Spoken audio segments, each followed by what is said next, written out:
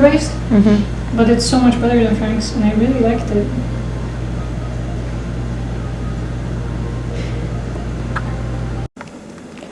I feel like you should take it right now so you know what time and stuff. How it feels when you're still awake, and it's like you're...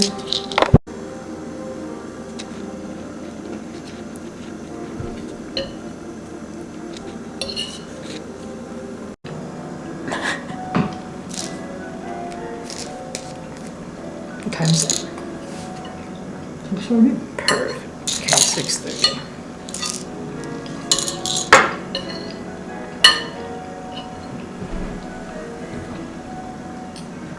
Little guy.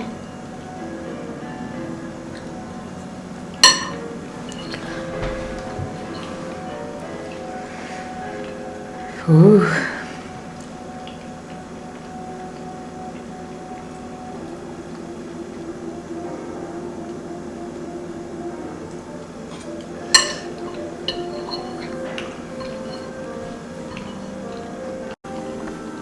This was our tripod.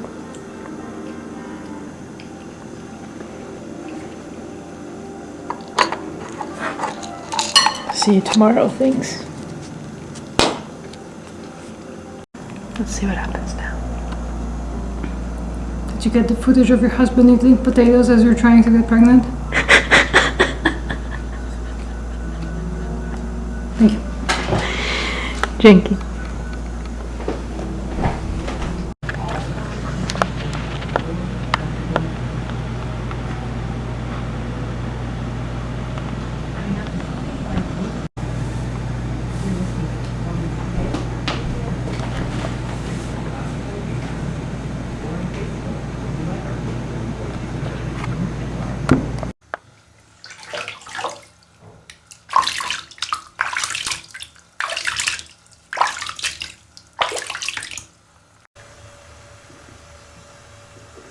Hello. I'm Tessa, and I decided to make some videos because most of the things that I could find online of people trying to have babies are straight people or people who have sperm and eggs in their lives. Or people who maybe don't have sperm and eggs in their lives, but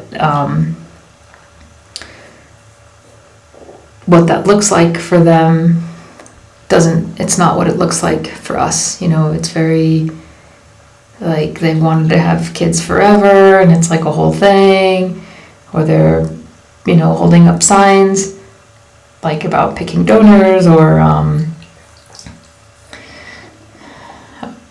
like when they're doing their IUIs or things that it doesn't look like what that looks like for us. And maybe this is what it could look like for some other people. So,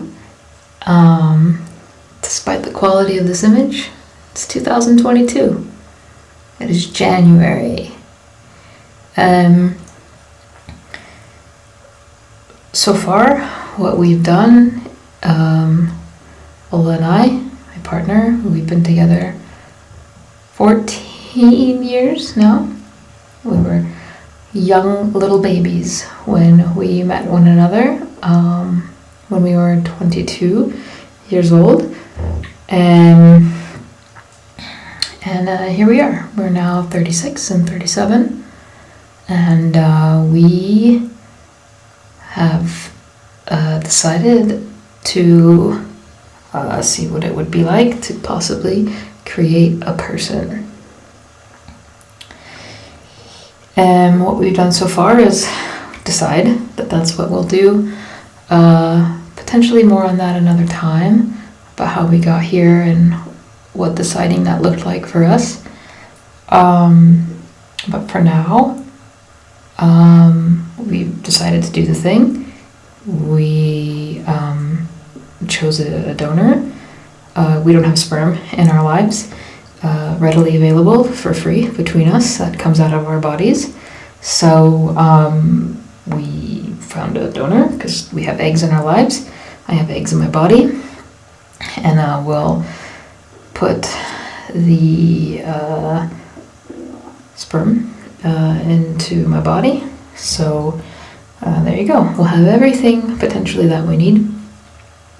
So what we've done so far is decide to do it, find the material that we need, got that on the internet, and had it shipped to our clinic. The donor place that we chose was a little bit dodgy at first because they wouldn't ship it to the house. At first we had this idea that we would just do sort of an ICI, introduce the material into the vaginal canal at the base of the cervix and see what happens.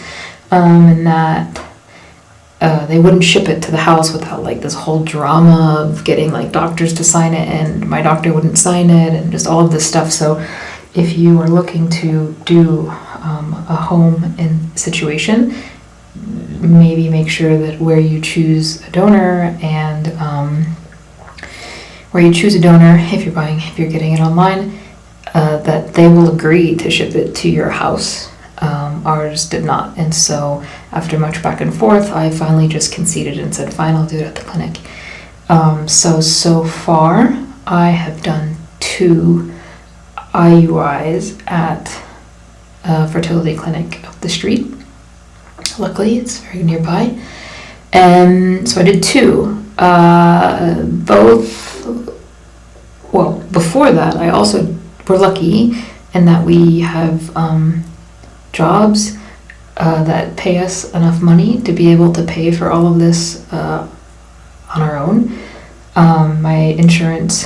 Our insurance will not cover any of the fertility costs, so we're paying for everything. So I was able to elect to sort of prophylactically do an ultrasound of to make sure that my fallopian tubes and my uterus all looked fine, to just sort of start. Typically it's, I don't know, maybe a few $100s to do that.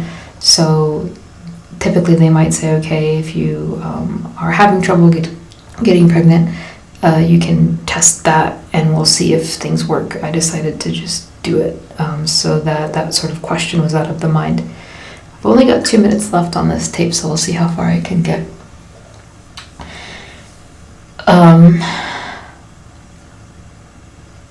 So I did that saline ultrasound, decided to do it, picked a donor,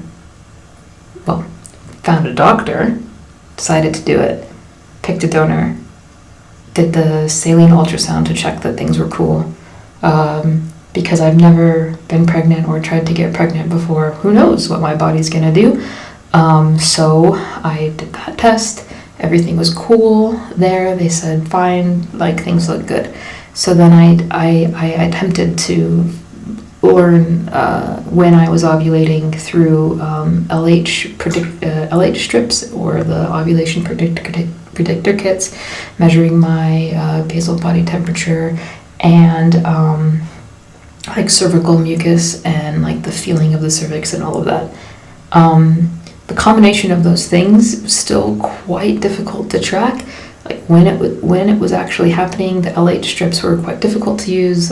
For me, I have a hard enough time staying hydrated on a daily, and I'm trying to make good eggs, so it was kind of intuitive to me to get dehydrated, to take the test, and then I would be fucked up with water. I wouldn't be able. Anyway, so the tests were not working for me that well. I was getting like positives like well after I had ovulated, and like negatives when I was not ovulating, and so I had 2 IUIs that were both quite poorly timed, and I knew they were poorly timed by tracking. Well, the first one I didn't know, actually. I was kind of just messing around in there, but I went anyway. Long story there, I'll tell you that later. It's 0 blinking at me. I probably got 30 seconds left, and then I bled, and that was cool. And then the second time, I knew that I hadn't ovulated yet at a favorable time because of my basal body temperature rose like 3 days after I had done it, so I knew that stuff didn't work then. Anyway, so I went back to the doctor and said, hey, let's do this more predictably, and that is how I had come to be on the Letrozole. And I just took the first one, and we'll see what happens.